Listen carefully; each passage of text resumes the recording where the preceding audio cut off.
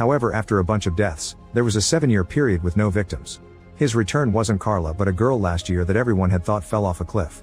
Her hair had been perfectly combed and the hand position matched Virgin Mary's.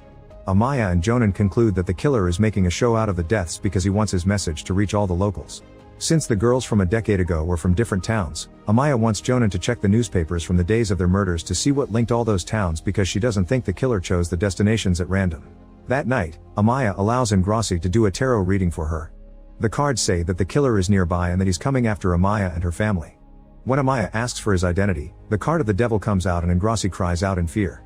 Meanwhile, by the road, a girl misses the last bus, but soon a van appears and takes her away. It even drives past a police car, which doesn't notice anything. The next day, Joanna's stepfather Jason is found unconscious on a trail. Amaya goes to interrogate him and he immediately admits he beat up and abused Joanna before killing her.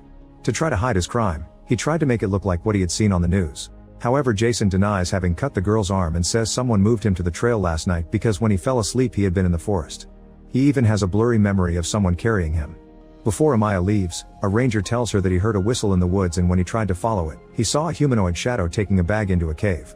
He tried to approach the person for an interrogation, but when the ranger got close enough, the person had already disappeared. Moments later, Amaya arrives home to discover they're having a family dinner.